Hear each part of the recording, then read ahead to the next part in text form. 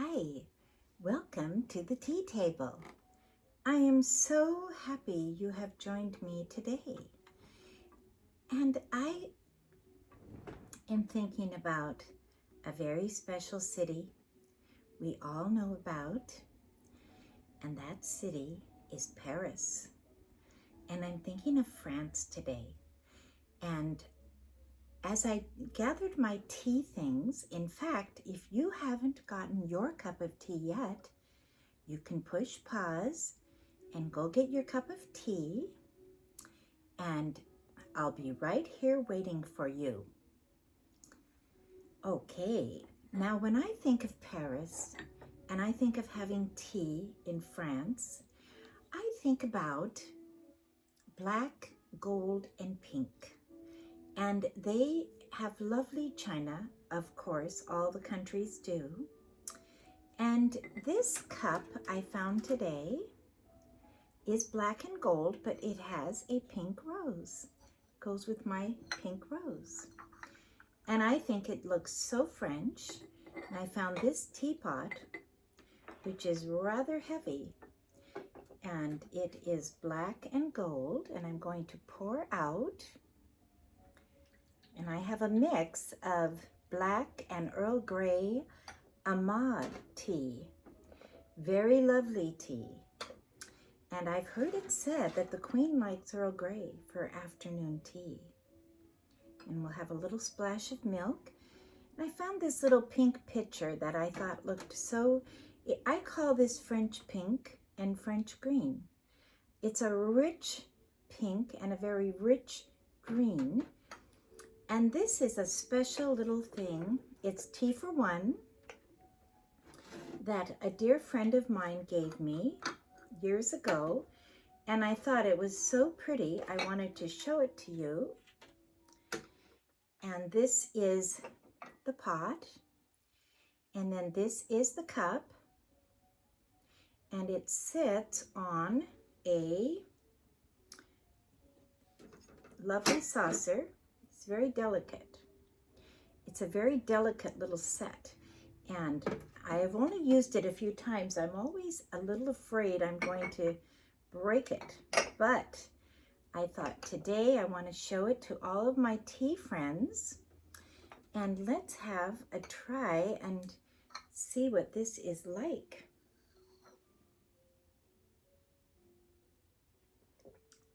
Oh my goodness, that's the best yet. That is the best yet.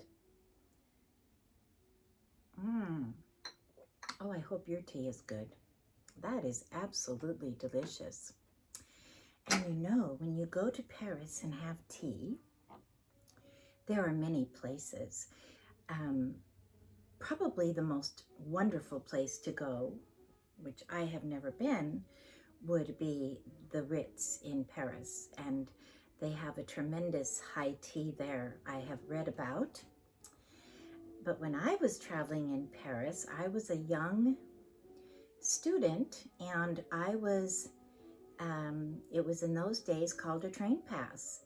And we were traveling through as many countries as we could in 2 weeks. That was my Paris. But I had quite a lovely experience there.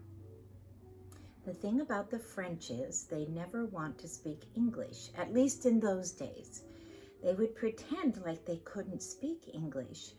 And my French was very limited, you know. Bonjour, au revoir, oui. And it was a real experience getting around. And we ended up, my friend and I ended up at a restaurant, and the most lovely French lady came over to us and introduced herself, and she told us all about Paris. And she said, you know, in Paris, you go out to see and to be seen. You don't necessarily converse. Your appearance is your message. And I thought that was so lovely. And then she took us in a taxi and took us on a little tour. And it was so kind of her because we did not have an official tour. And I believe we went to the Louvre and we saw the Mona Lisa. And the one memory I have very strong was walking up the main street where all the designer perfume studios are, and buying soap. We bought the most wonderful soap there, so reasonably priced and so wonderful. French milled soap is the best. Well, when you go to tea, you want to have the right hat. Now this is my little hat with a veil, and that's why I chose it for Paris. I thought it would be very appropriate, and I thought I need a little purse. Now this is a tortoiseshell reproduction little purse that probably would have been made out of Melané in its day, and it has a chain, so it hangs nicely from the shoulder. And I just thought this is my Paris purse for today. Now, I went around my house and I found I had a lot more of Paris in my house, or French, than I really realized. And I found these wonderful busts of Josephine and Napoleon. And they are made in France. They're official. I believe they may even work as bookends. But I like them just as standing as, I have a little French corner, and I have them there. And then this is my little Eiffel Tower with the French flag. It's just kind of fun, ornamental. And I found that I had spent quite a bit of time in French-speaking Switzerland. You know, Switzerland has 3 sections. They have the French-Swiss Alps, they have the German-Swiss Alps, and then they have a small corner of the Italian-Swiss Alps. And everyone in Switzerland speaks English, so that was very easy to get around. But I ended up in the mountains above the Rhone Valley, came around Lake Geneva on the train, got off at Chillon, that famous castle that sits on Lake Geneva, or sometimes it's called Lake Leman. That's the old name.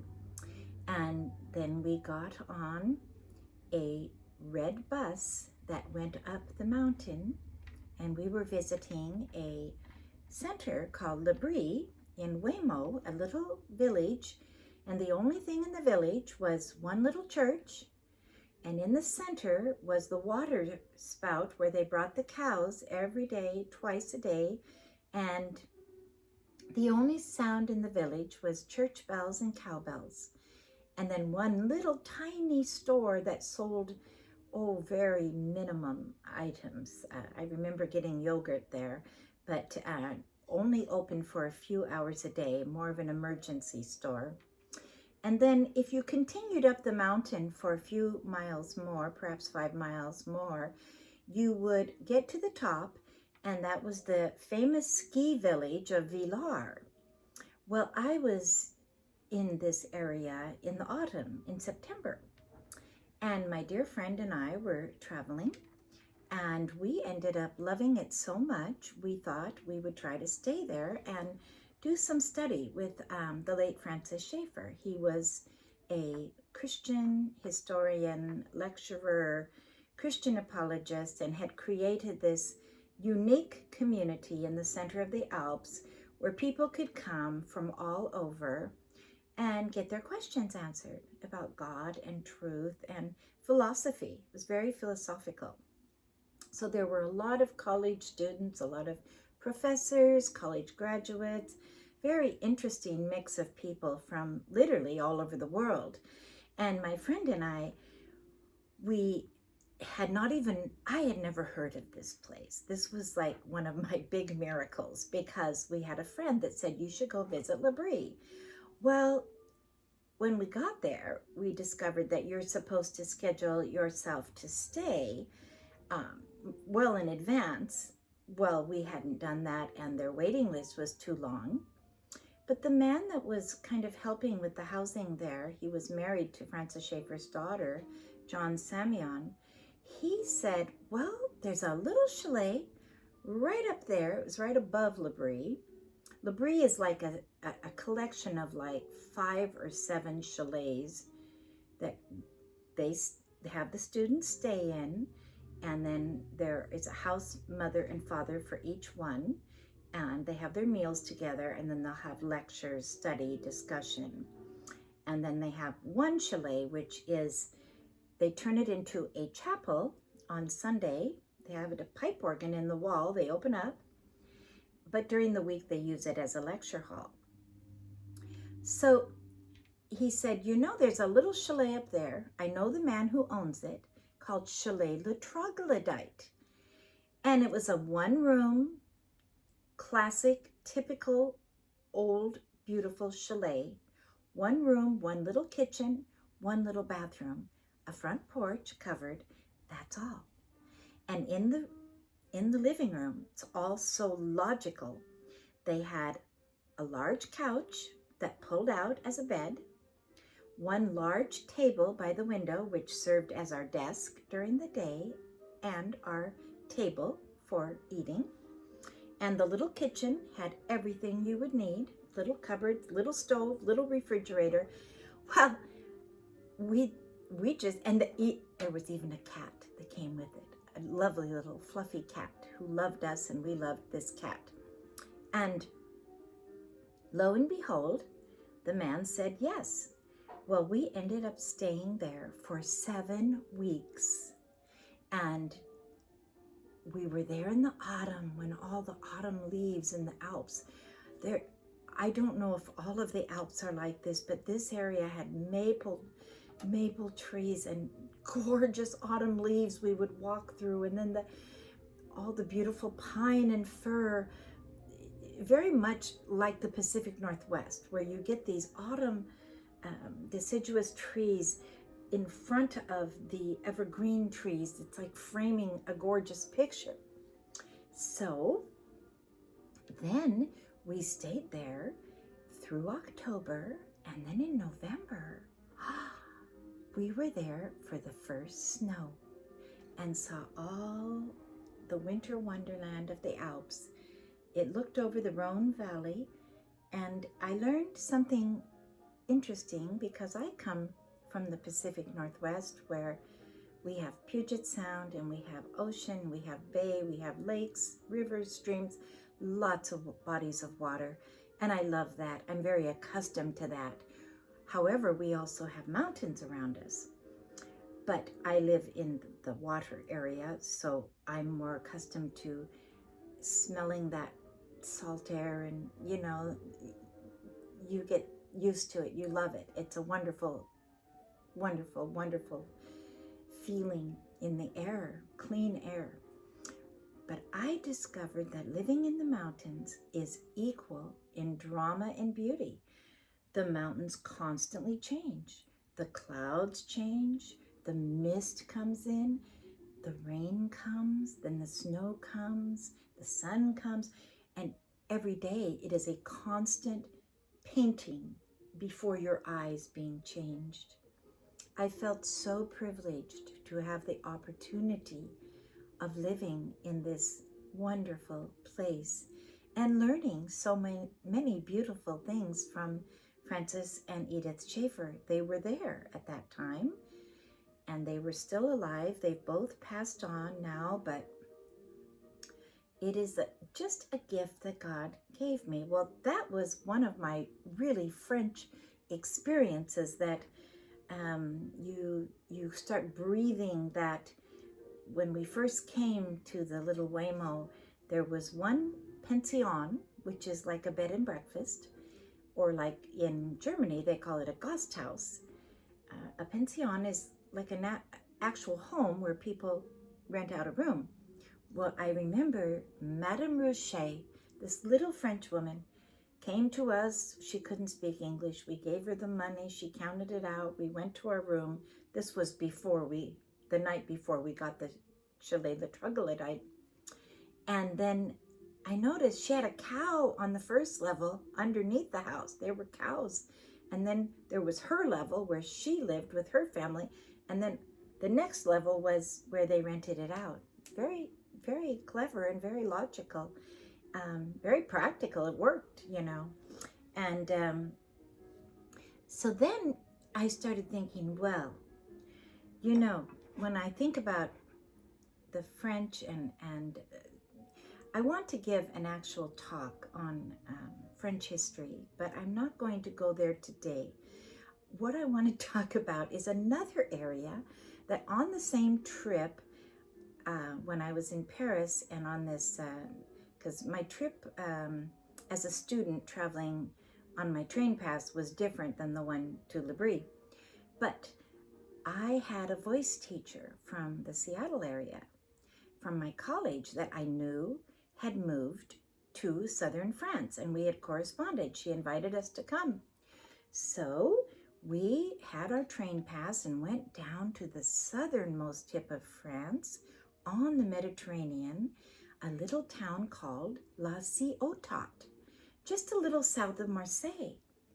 Well, when we got there, Mrs. Pincosi, that was her name, she had two little boys, and her husband was working there as a French, in the scientists. He's a scientist and he was working in the university there. That's how they ended up there for a year. She was expecting her third child. And the day we got there, the next day, she had the third child. Well, what do you think we did? We stayed a week at least and took care of her other children, took care of her. She kept saying, "You are angels sent by God." So that's what we did. And it was so wonderful. And she was a musician. She was my voice teacher at college. And we went to church together. And they were a part of a very small French evangelical church. And she said, "Susan, I want you to sing." So I had written a song called "Jesus, Your Name is as an Ointment."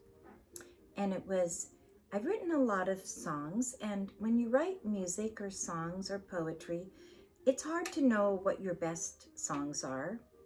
But that was one song that everyone really liked. And so I thought, I will sing that. She said, "Let me translate it into French for you." So she transcribed it into French and I sang it. And I've never had such a beautiful experience. It is so interesting, but each language you sing in has a completely different feeling in the song. It's especially a spiritual song, I feel. It's going into the hearts of the people, and the French heart is very deep.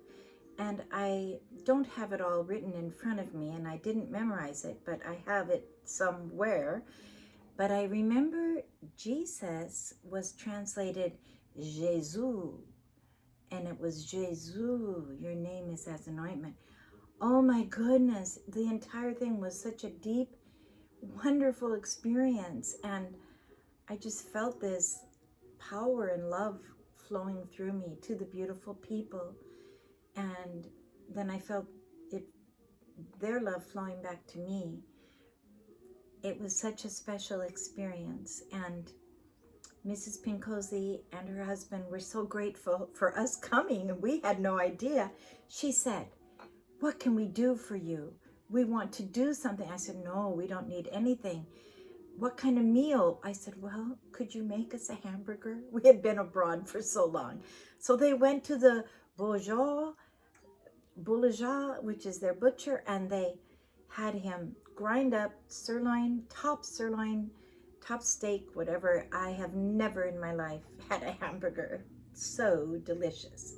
It was absolutely wonderful. And then in that same town, this was late 1970s, we met a couple, the most unique couple, and they were from Iran. They were Iranian, part of the royal family, and they had fled and were hiding out in France, and they had a lot of money, and they took us. They were going to buy a lily bulb factory, and they told us that their names were too hard to pronounce. So she was Patricia and he was Fred. And they were the most wonderful people.